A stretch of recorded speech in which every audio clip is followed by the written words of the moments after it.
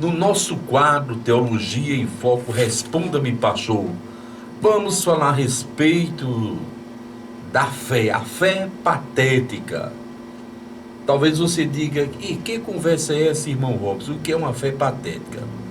Patético é alguém digno de pena, de desprezo, de vergonha alheia. Você é um pateta. E parece até uma contradição. Existe uma fé dessa natureza? E podemos dizer com toda a autoridade no Espírito Santo, existe muitas, no contexto atual, muitas pessoas bem intencionadas, pessoas do bem, que por não testificar a Bíblia Sagrada, por não viver na presença de Deus, abraça todo tipo de conceito, de conduta, simplesmente porque está sendo passada por algum religioso que de religião, de ligação a Deus não tem nada, apenas compromisso consigo mesmo. E aí estamos vendo o mundo de perna para o ar. Podemos dizer que nas grandes cidades, nas pequenas cidades, a cada rua existe hoje uma igreja cristã, que seja católica, que seja evangélica, a cada esquina parece uma competição. Tem um barzinho na outra esquina, uma igreja evangélica. Uma igreja evangélica, outra esquina, um barzinho. No centro, a igreja do cristianismo que acabamos de falar. Então está havendo muita fé, muito cristianismo. E se fôssemos falar num grifo nordestino, muita farofa e pouca carne. Isso é muita farinha e pouca carne. E nesse advento em que percebemos a presença de igrejas patéticas, religiosos patéticos, líderes e pastores patéticos, e o que mais chama a atenção é seguidores ainda mais patéticos do que eles, porque ensinam coisas erradas e as pessoas seguem fielmente, simplesmente porque aqui está com a Bíblia na mão, porque tem uma Bíblia no altar ou no púlpito, se assim querer chamar, então acredita que é de Deus. E por diversas vezes temos falado aqui nessa programação, baseado na Bíblia Sagrada do Novo Testamento, nem todo que diz Senhor, Senhor entrará no reino de Deus. Então não é por dizer o nome do Senhor, o nome de Deus, que vai entrar no reino dos céus. E o mais difícil dessa conjectura de fé patética é que todos estão querendo pregar o Evangelho, mostrar o caminho da salvação, quando eles mesmos andam em direção a uma iminente destruição da sua alma, uma condenação. Por quê? Aonde não tem o Evangelho genuíno, aonde não tem Jesus Cristo, aonde não predomina a palavra de Deus, não pode haver salvação, não pode haver liberdade no Espírito Santo de Deus, assim diz a palavra.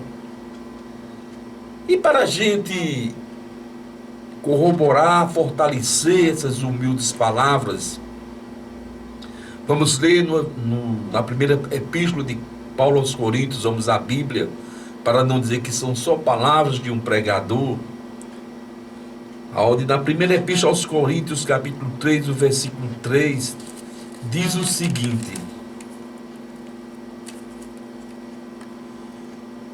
porque ainda sois carnais, pois havendo entre vós invejas e contenda e dissensões, não sois porventura carnais e não andes segundo os homens? Diz a palavra de Deus. Então está acontecendo esse fenômeno espiritual desastroso de patetinha guiando patetinha. Por quê? Porque estamos vivendo um tempo de pessoas carnais, invejosas, contenciosas, briguentas, politiqueiras, partidárias. E a Bíblia diz que são carnais, porque andam segundo os homens.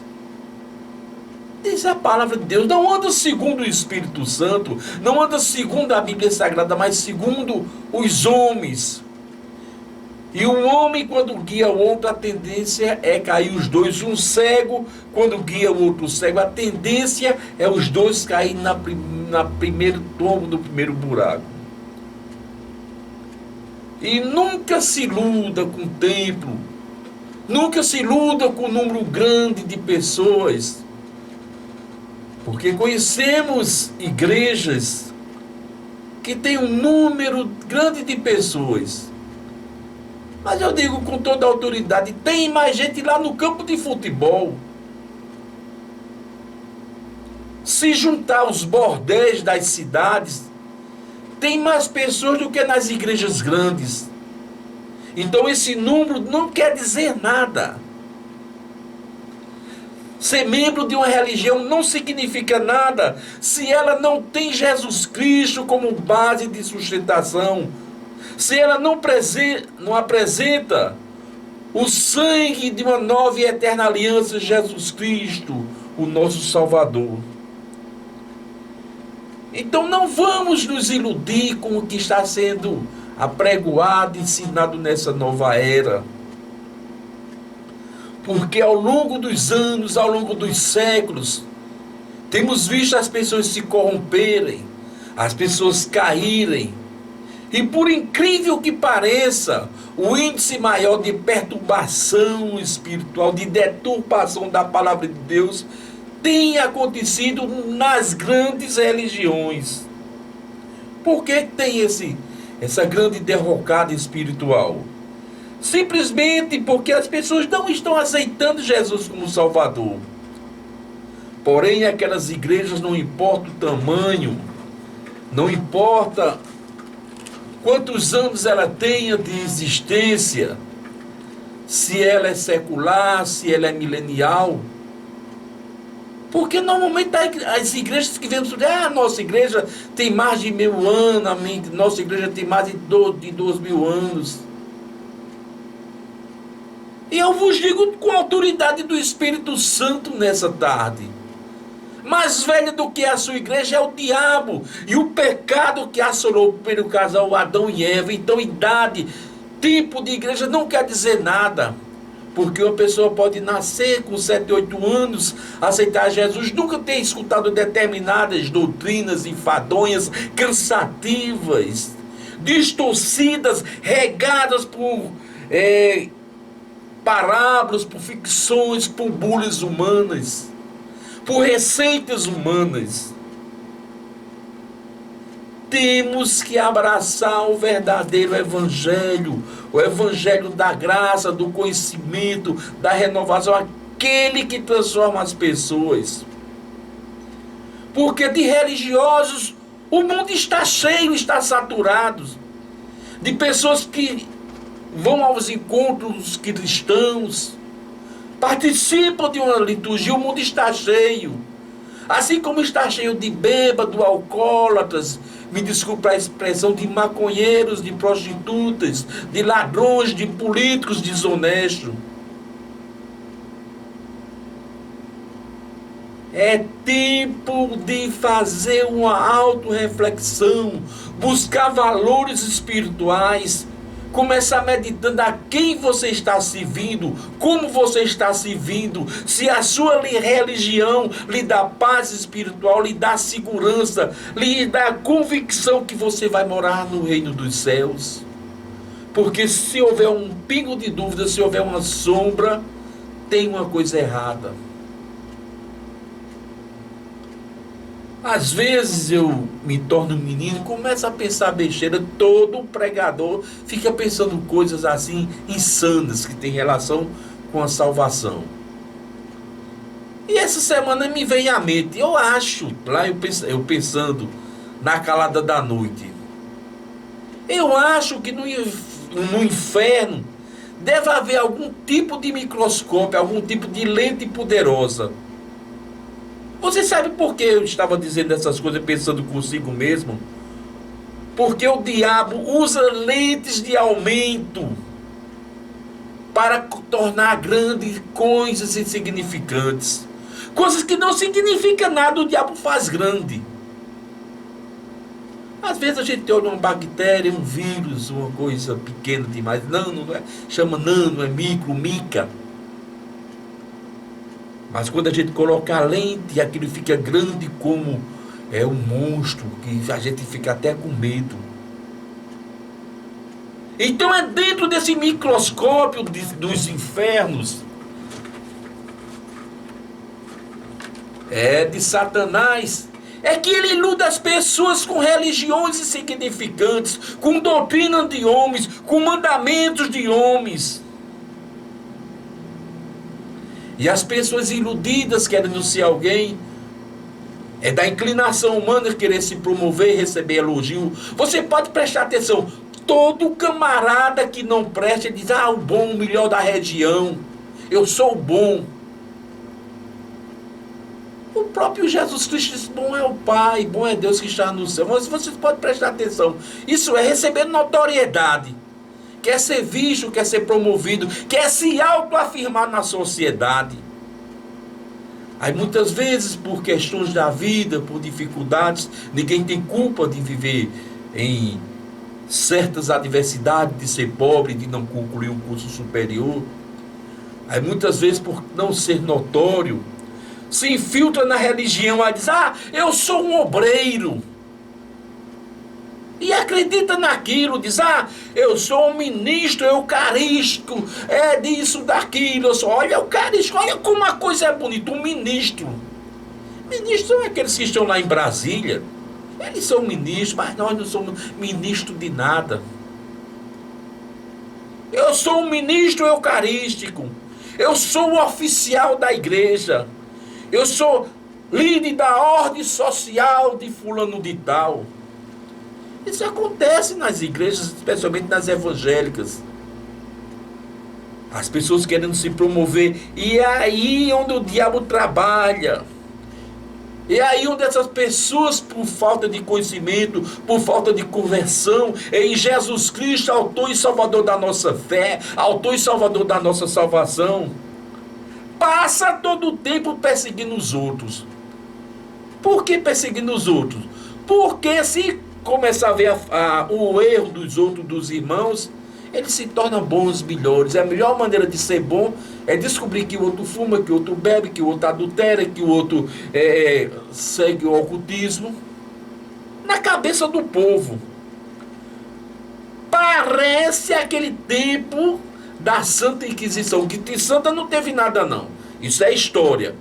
Matava gente, matava mulher por motivos banais. Se tivesse o cabelo ruivo, dizia que era bruxa. Se não pensasse feito eles, mandava matar porque não pensava feito eles. Quando o próprio Deus deu liberdade de expressão. Deus nunca insistiu, diz, nem por força, nem por violência, mas pelo meu Espírito Santo. Deus nunca forçou ninguém a aceitar Jesus Cristo. Deus nunca forçou ninguém a adorar Ele. Simplesmente nos fez, nos recomendou, nos ensina dioturnamente. Parece a santa ou a desgraçada Inquisição, que fica perseguindo, mostrando bondade, mostrando que é o melhor, a melhor fé, a melhor religião, a maior. Não é assim que funciona no reino de Deus, porque a Bíblia diz que lá nós seremos irmãos da mesma medida. E eu comparo com um cachorro que fica correndo atrás de um rabo, mordendo o próprio rabo. Mesmo você tiver aí os cachorros doidinhos, mordendo o próprio rabo e rodando insanamente. Talvez você diga, agora ele saiu da palavra. Vamos dizer se isso tem fundamento. Saiu da palavra porque disse que os falsos religiosos, porque disse que as falsas religiões é como um cachorro que corre atrás do próprio rabo, que combate a própria igreja, que combate o próprio povo. Vamos ver. Livro, a Epístola aos Gálatas, capítulo 5, versículo 15. Vós, porém, vos mordeis e devorais uns aos outros. Vede, não vos consumais também uns aos outros. Olha, a Bíblia é claro que eu acabei de falar. Vós, porém, vos mordeis e devorais uns aos outros. Se eu estou falando, Se eu estou dizendo, doutrinando, é porque tem fundamento na palavra de Deus. Tem base, eu não falo bobagem. Eu não ando atrás de ninguém pedindo dízimo, oferta, pedindo dinheiro. Eu não ando atrás de ninguém fazendo festinha para encher meu bolso e meus cofres. Simplesmente eu prego o evangelho e digo, se não for por Jesus, não chega ao reino de Deus. É tanto que eu não tenho a vaidade, o orgulho. Eu dirijo tal congregação de forma alguma. Eu vivo trabalhando em congregações onde são chamados para reformular, para ajudar, para restaurar. Então, as ações de uma pessoa falam muito mais do que palavras. Tem gente demais pregando o amor. Tem gente demais escrevendo coisas bonitas, discertando texto que comove o coração, palavras eloquentes, mas ações demoníacas, ações inspiradas pelos efãs do inferno, porque o diabo dioturnamente sussurra no ouvido dos patetos, sopra lá,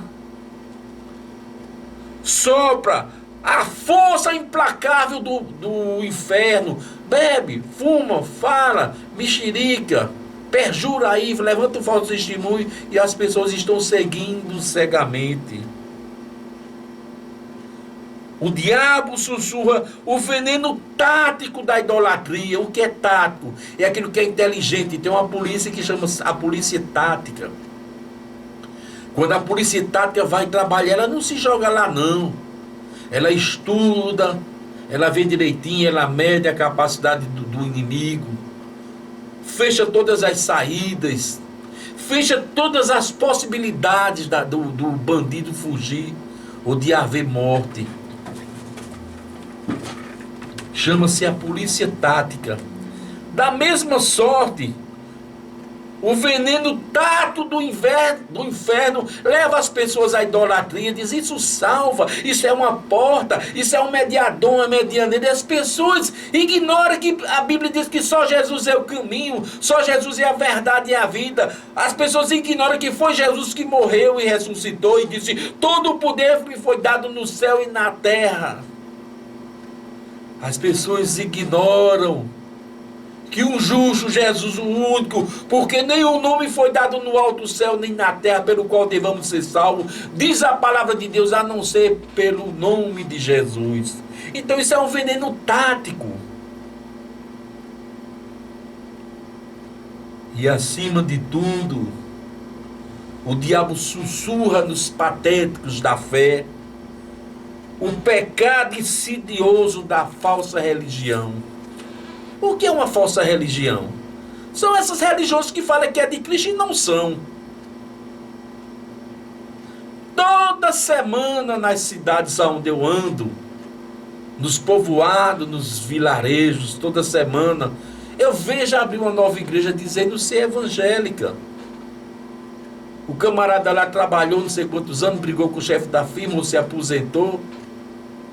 Estuda os textos bíblicos, aí bota Igreja da Graça, Igreja da Salvação, Assembleia dos Santos, Assembleia de Deus não sei de onde, Assembleia de Deus de acolá, de cá, para impressionar.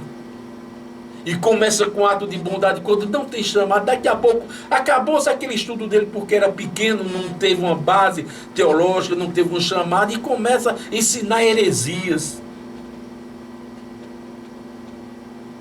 Porém, a maneira certa, a maneira correta, para a gente não ser doidinho espiritual, patetas, está aqui em Tiago, capítulo 1, 22, diz: sejam praticantes da palavra, e não apenas ouvintes, enganando a vocês mesmos. Seja praticante. Não seja só ouvinte. As igrejas estão cheias de ouvintes, pessoas que ficam escutando, entra semana, sai semana, só ouvindo e sem praticar, não está fazendo nada, está de castigo, está em algum tipo de culto, algum tipo de liturgia, 1 hora, 2 ou 3 de castigo. Porque quando nós frequentamos um culto, Quando nós participamos de uma liturgia que nós não estamos interessados naquilo, pense um porre. Pense o que é um arroto de bêbado, a gente ficar ali olhando para o relógio, não passa o tempo. Então as pessoas que não têm Cristo, as pessoas que não têm uma verdadeira fé, são assim. É bababá, aquela mesma repetição, aquela mesma coisa. Toda semana é chato, enche o saco.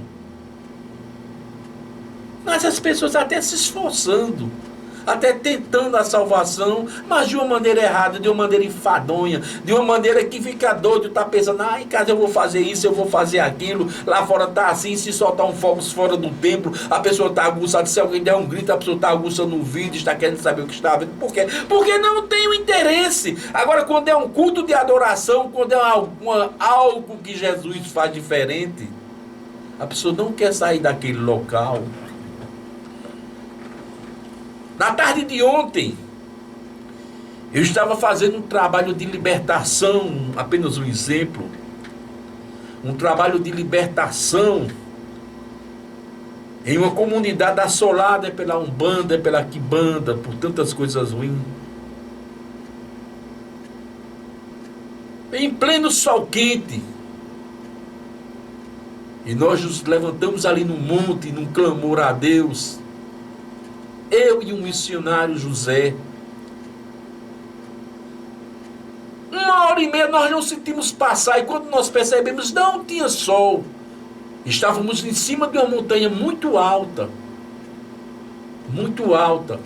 A montanha fica aproximadamente a 630 metros acima do nível do mar. E lá do setor era quase 100 metros de altura. A gente vê meio mundo de cidade. Foi aí que nós percebemos que sobre aquele monte tinha uma nuvem. Nós não sentimos calor, nós não sentimos cansaço. Com muito tempo nós percebemos. Por quê? Porque aquilo ali era um culto racional. Era algo que Deus estava presente. Estou dando esse exemplo. Não vou contar exemplo de pregador, não vou contar exemplo de cura, de câncer, de que ressuscitou morto, porque nós não temos visto isso. Mas as coisas simples, as coisas significantes que acontecem na minha vida, eu tenho o dever de contar. As coisas mais simples, sol quente, bota aí um agasalho para ele, deixa eles aí na sombra.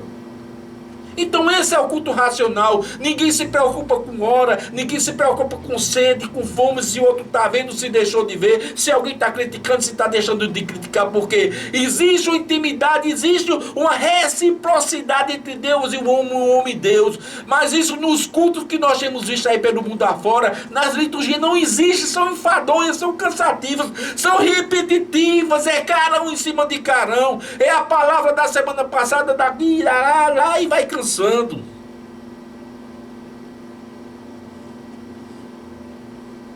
Sabe por que isso acontece? Eu vou dizer. É comum acontecer que os homens nascidos no sofrimento, na adversidade, tornam-se um grande gênio. Eu não sei por quê. Da mesma sorte, outro nascido na prosperidade, na facilidade, tem a tendência de ser um pateta. Isso é psicologia aplicada, isso é sociologia. Normalmente os homens que são forjados no sofrimento, na dor, na pobreza, se tornam gênios, ou um excelente mecânico, ou um excelente eletricista, ou um excelente médico. E aqueles filhos de papai tinham a tendência a ser pateta. Da mesma sorte é com a religião. A religião forjada no fogo. O crente feito no sangue de Jesus. O crente que ora, que prega, que se consagra, que não tem medo de dizer eu sou de Jesus, eu mudei de vida. São gênios espirituais. Mas os patetinhos da facilidade dizem, tá tudo bem, tá tudo bem. Eles vão acreditando. Entendeu o que é ter uma fé patética? Vamos ver se tem fundamento bíblico. Provérbios, capítulo 26, versículos 6 e 7. Todos esses pensamentos e esses conceitos que eu paro para descrever, para pensar, que na minha solidão missionária, muitas vezes, eu paro o veículo, subo no monte e oro, e Deus me diz, eu pego o celular, anoto. Eles são forjados, são inspirados na Bíblia Sagrada. Provérbios 26, 6 e 7. Mandar uma mensagem por um insensato é como ficar sem perna e beber veneno. Olha, mandar mensagem pelo insensato é como ficar sem pernas ou beber veneno. O que é mandar mensagem pelo insensato? É você receber um evangelho que não é de Deus. Você está sem perna, você não consegue caminhar espiritualmente. Entenda a Bíblia. Você está bebendo veneno. Não é o evangelho da salvação. E no 26 diz: um provérbio na boca de um imbecil, é a Bíblia, viu? Não estou dizendo pornografia. Pega a sua Bíblia, provérbio 26, versículo 7, tá. Um provérbio na boca de um imbecil vale tanto como as pernas de um paralítico. Uma palavra de conhecimento, uma palavra de vida, uma palavra de amor na boca de um pateta, de um imbecil, de alguém que não se preparou para pregar o evangelho, que quer só sonegar a tua alma. A Bíblia diz que vale igual a perna de um paralítico. Não estou com xenofobia não, isso é a Bíblia, viu? Por que Deus fez questão de mostrar a perna de um paralítico? Porque ele não pode caminhar, então vai ficar lá dependendo de alguém. Então, essa é a realidade que estamos vivendo. Muita gente querendo pregar o evangelho, muita gente querendo viver o evangelho, mas não são de Deus, são patetas espirituais. Porque deixa a glória de Deus para seguir os ensinamentos do homem, para seguir doutrinas de Satanás, para seguir coisas que não agregam valor espiritual, coisas que não agregam salvação. Vamos ler Romanos capítulo 1, versículos 22 e 23, para ver se o que eu estou dizendo tem fundamento. Vamos ver se tem fundamento. Dizendo-se sábios, tornaram-se loucos, mudaram a verdade de Deus incorruptível, a semelhança e imagem de homem. Olha que tem muita gente aí tirando a glória de Deus, e a Bíblia diz a imagem de homens corruptíveis, de aves, de quadrúpedes e de répteis, de animais. Adora a cobra, adora o dragão, adora o touro, como lá no deserto, né? Apis, no Egito.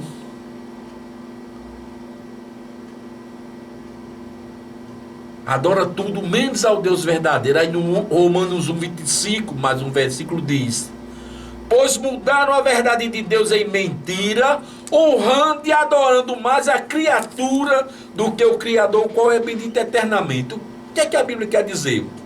Mudaram a verdade de Deus em mentira, adoram a criatura mais do que o Criador. Agora eu levanto um questionamento para você entender. Todos os santos, exceto Jesus, o Filho de Deus, mas todos os santos mencionados na Bíblia, todas as pessoas que nasceram de conjunção carnal, pai, mãe e filho, são criador ou criatura? Nasceu de homem e de mulher, nasce com pecado original, exceto Jesus, que nasceu por obra do Espírito Santo, não teve o contato do homem. E observe bem, quem gera é o homem, quem dá a vida é o homem, a mulher serve apenas, vamos entender, como uma forma de bolo, coloca lá a massa e o bolo está pronto. Não estou desprezando, isso é biologia. A mulher é a forma, vai gerar. Então Maria foi a forma que gerou Jesus, um exemplo. Só Jesus que nasceu sem o pecado original. Então todos os santos, nascidos de homem e mulher, são criadores ou são criaturas? Porque até onde eu sei, até onde a Bíblia ensina, são criaturas. Não existe nenhuma criatura concebida sem pecado. Isso é um erro teológico. Fulano foi concebida sem pecado. Foi não, nasceu de homem e mulher, de pai e mãe. Solamente Jesus Cristo, como diz os espanhóis. Somente Jesus Cristo. Aí eu paro, penso e digo, como é patético a falta de compreensão do mundo espiritual. Como é patético negligenciar a Bíblia Sagrada. Achar que conhece a Deus quando não sabe de nada.